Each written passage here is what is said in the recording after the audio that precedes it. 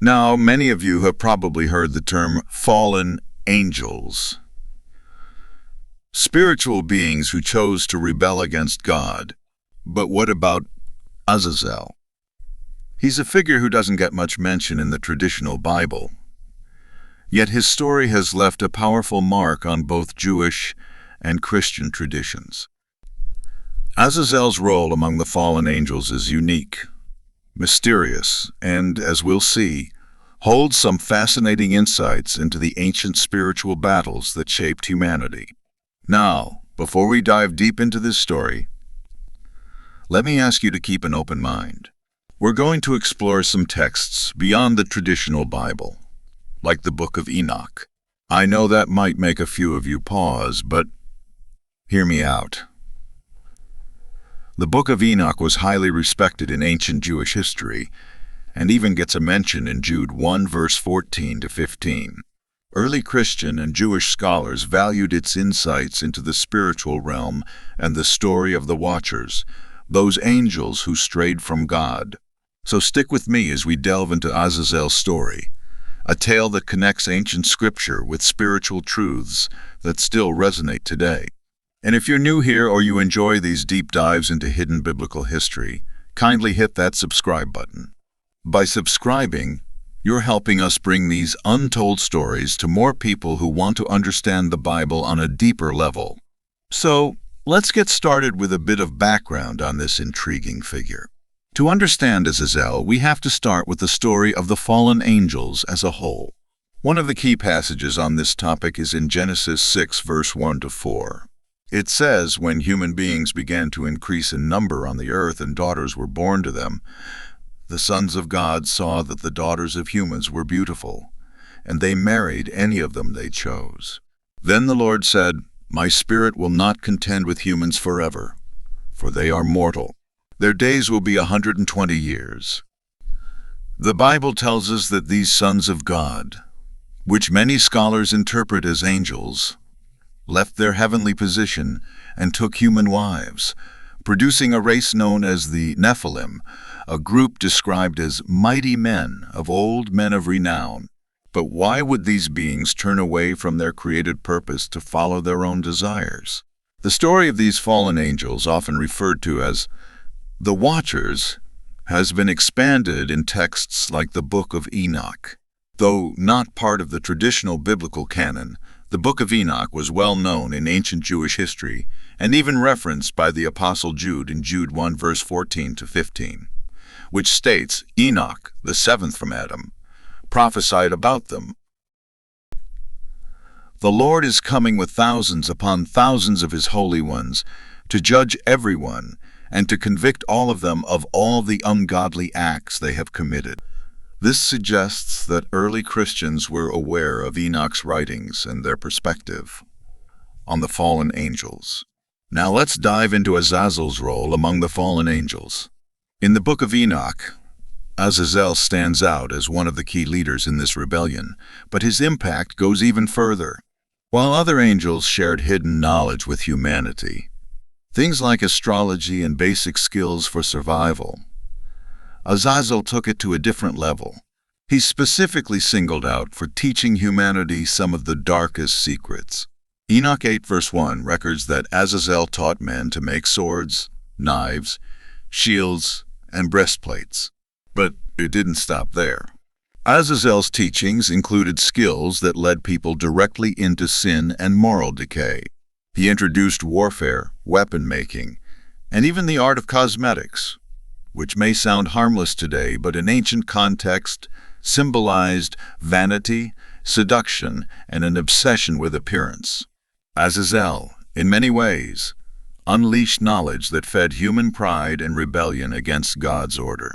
Imagine the impact of AZAZEL's influence on humanity at that time. Warfare and weapon-making introduced violence and bloodshed on a scale the world had never seen. Instead of living in harmony and worshiping God, people began to turn against one another, driven by greed, pride, and the desire for power. This isn't just a story of ancient history. It's a tale of humanity's drift from God's path. The Book of Enoch emphasizes that AZAZEL's teachings corrupted the earth. And this isn't just in Enoch. We see a similar sentiment in Genesis 6 verse 11, which says, "Now the earth was corrupt in God's sight and was full of violence." AZAZEL's teachings led humanity down a dark road where self-interest and pride began to replace the worship of God. What's particularly chilling about AZAZEL's actions is how he influenced people's hearts. By introducing vanity and desire for physical beauty through cosmetics, AZAZEL encouraged people to focus on outward appearance, vanity, and lust, rather than humility and devotion to God. According to the Book of Enoch, these practices increased the moral decay on earth, leading people further from the Creator. 1 Samuel 16 verse 7 reminds us that the Lord does not look at the things people look at.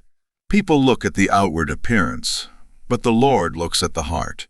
But through AZAZEL's influence, people became captivated by what was external, valuing appearance and status over spiritual purity.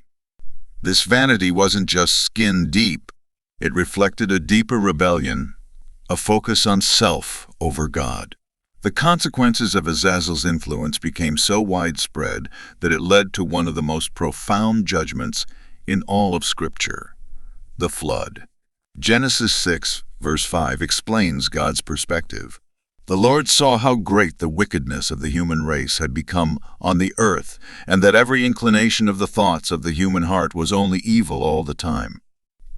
The spread of violence, pride, and vanity had corrupted humanity so thoroughly that God decided to cleanse the world.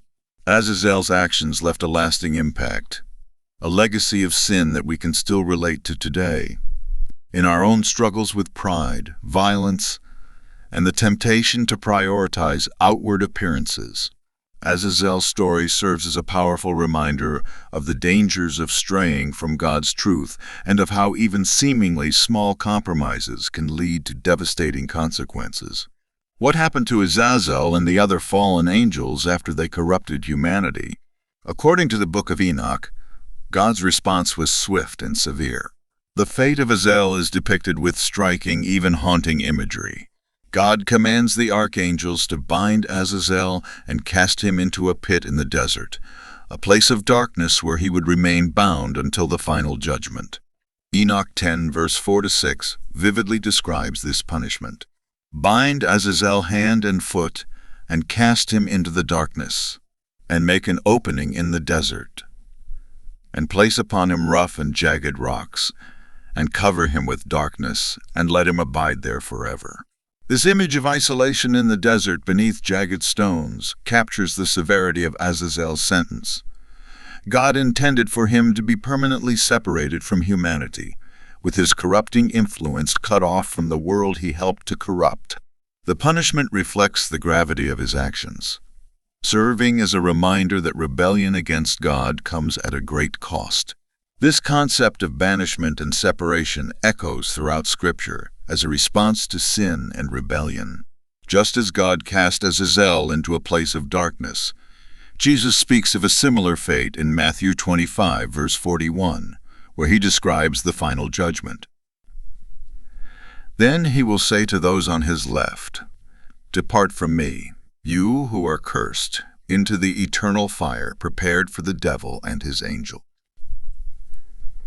This severe separation from God is a theme that runs deeply, illustrating the ultimate consequence for beings, human or angelic, who turn from God's ways. AZAZEL's binding in darkness symbolizes both his personal punishment and a form of protection for humanity, ensuring that his corruption could no longer spread unchecked. This fate of AZAZEL brings us to a fascinating connection in the Day of Atonement ritual, described in Leviticus 16. On this holy day, the high priest would take 2 goats. One would be sacrificed as a sin offering for the people, symbolizing the payment for sin, but the other goat, known as the scapegoat, was set apart for AZAZEL. In Leviticus 16, verse 8-10, we read, "Then Aaron shall cast lots for the 2 goats, one lot for the Lord, and the other lot for AZAZEL. The scapegoat bearing the sins of Israel would be led into the wilderness, away from the community, symbolically carrying their iniquities. This ritual emphasizes the need for both forgiveness and removal of sin. Just as AZAZEL was cast away from humanity to prevent his influence, the sins of Israel were symbolically cast away through the scapegoat to keep the community pure and in alignment with God. Psalm 103 verse 12 echoes this beautiful aspect of God's forgiveness. As far as the east is from the west, so far has He removed our transgressions from us. The act of sending the scapegoat into the wilderness was a powerful visual symbol for the people of Israel. It showed that their sins weren't just forgiven, they were gone, sent far away, out of reach. The connection to AZAZEL as the one associated with the scapegoat underscores how deeply embedded his legacy is in the concept of sin and the separation from God, reminding us of the lengths God goes to, not only to forgive, but to purify and protect His people. So, what does all of this mean for us today? The story of AZAZEL and the fallen angels is more than just a historical account. It's a powerful reminder of the dangers of pride, rebellion, and stepping outside of God's design. In Jude 1 verse 6, we're told, "And the angels who did not keep their positions of authority but abandoned their proper dwelling, these He has kept in darkness, bound with everlasting chains for judgment on the great day." Think about that. These angels had direct access to God, yet they turned away, choosing their own desires over obedience to their Creator. Their rebellion didn't just impact them, it unleashed chaos on the earth, corrupting humanity and leading people down a path of darkness. This story shows us that no one is beyond accountability, not even angels. The consequences faced by AZAZEL and the fallen angels highlight that God takes rebellion very seriously.